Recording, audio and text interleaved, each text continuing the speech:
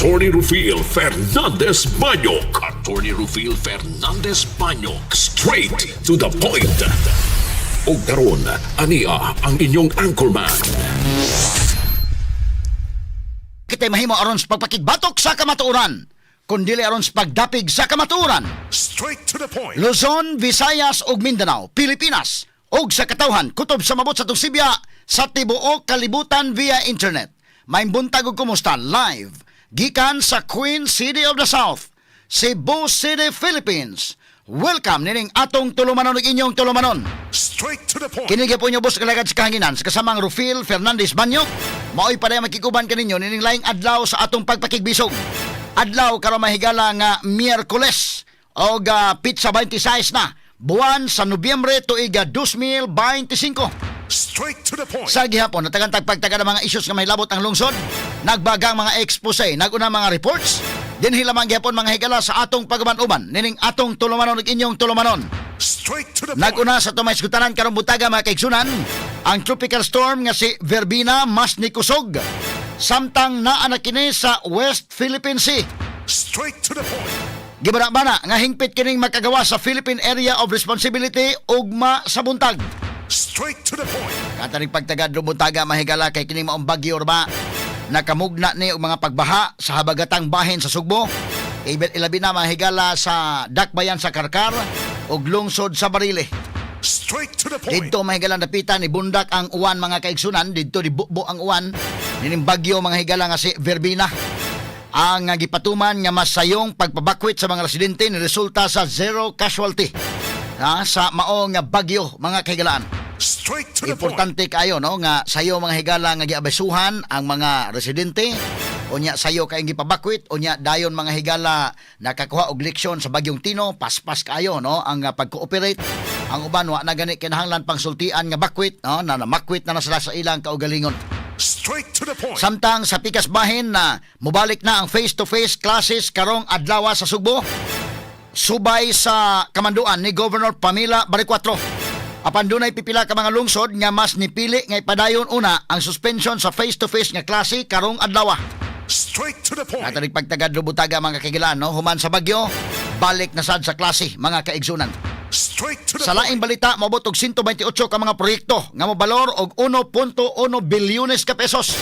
Medyo dako-dako nila, 1.1 bilyones pesos nga gipatuman sa kanhi administrasyon sa Kapitolyo bisan og kuwang sa mga importanteng dokumento alang sa bidding. Straight to the point. Ato ni tagag pagtagad do butaga mahigala kay nahinay nagkaukay mga sukit tig paminaw no kining maong mga dokumento des Kapitolyo nga daghan day mahigala nga mga kuwang o dokumento nining maong mga projects Straight to the nganong na point. okay man lang to sa milabay nga administrasyon. Ato ni hatagag pagtagad do butaga sab sa atong pagbanuban mahigala nining atong tulumanon ug inyong tulumanon. Straight to the point. Sa kauluhan kanhi Kongresista Saldico nipagawas na sa listahan sa mga proyekto gamit ang ingong budget insertion sa 2025 national budget. Straight to the point. Og unya giakusahan niko si Ilocos Norte Congressman Sandro Marcos. Apil na Sandro ining kalakiha mahigala. Dili lang makagalaan si BBM, dili lang mahigala si Martin Romualdez. Apil na ro mahigala Sandro Marcos. Straight to the Sus kung point. tinuod man galing ni mahigala no. Makaingon kita nga na training na sa dai sa Sandro kumaohon. Kana kung tinuod kana kung tinuod kay nitubag mo po Sandro no basta sa mahigalay mga statements sad nga ato sa nga tagag pagtagad para mabalanse nato mahigala ning atong presentation. Kini mahigala pasangil ni Ilocos pasangil ni Congressman ko nga kini si Ilocos Norte Congressman Sandro Marcos ni sukip sad og binilyon ka pesos nga proyekto gamit ang budget insertions. Straight to the Diin point. pipila ni ini alang usab sa Sugbo. Straight to the point. Wala ka, mga higala. Tanawonon yun ni mga sukit tig paminaw. Daghan na ba ni mga insertions nga ni aday mga kaigalaan sa Sugbo Indekin? Katutuang mga proyekto sa flood control nga diri mahigala sa Sugbo. Laliman ka mahigalang kadako na yung budget mga kaigalaan sa Sugbo. Naabot sa pagpatuman o proyekto sa Sugbo si Sandro kumauhona mga kahigalaan. Bueno, kung tinuod ning pasangil ni Saldico, makaingon sa tangil ngiga ng Sandro no. Congressman sa Ilocos pero ni mo pa implementar og mga project sa Sugbo.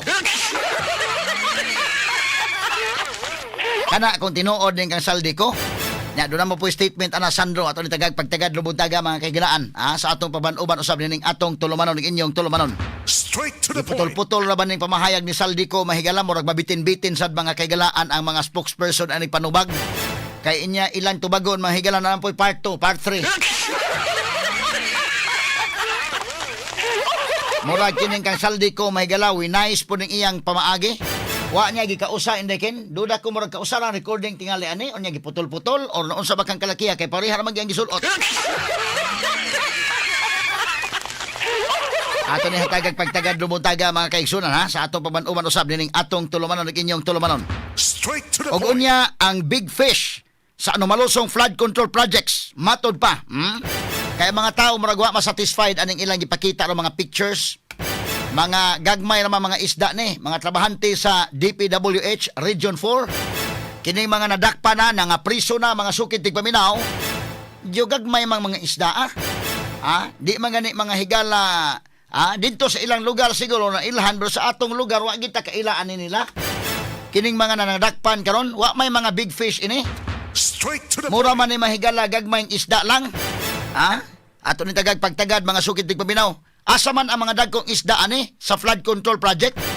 Ang gipang dakop ron kini mga naay regional director, naay district engineer. Yan dunay mga gagmay-gagmay granggo mahigala diri sa Region 4. Hain ang mga dagko. Straight to the Nganong point. gagmayng isda ra ni?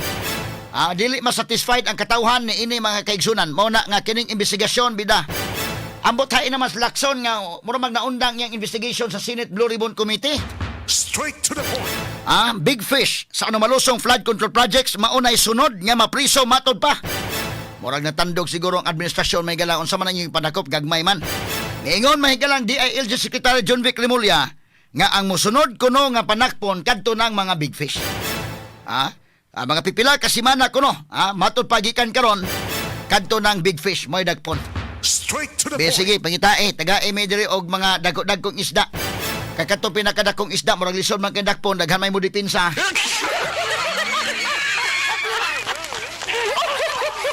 Taga may kuno dugang pa be kay wa pa masatisfied ang katawhan ani. Unya unsa man way madakpan diri sa Region 7. Tuaro man sa Region 4 wa gyud diri way taga Sugbo ani bisag magmahing taga Sugbo nga ngano wa may na apil sa Sugbo nga dara bay daghang patay sa bagyo. Straight to the point. Patay mga higala gumikan sa pagbaha kay wa makasagang ang flood control projects. Unya wa lay madakpan sa Sugbo ini kalakiha. Straight to the point. Kini uban pang mga isgutanan nga mabati exclusive over DYHPRMN Cebu. 612 sa dial sa inyong mga radyo sa 93.9 IFM. Number Sa serbisyo publiko, maaasahan mo. Mga balita'y detalyado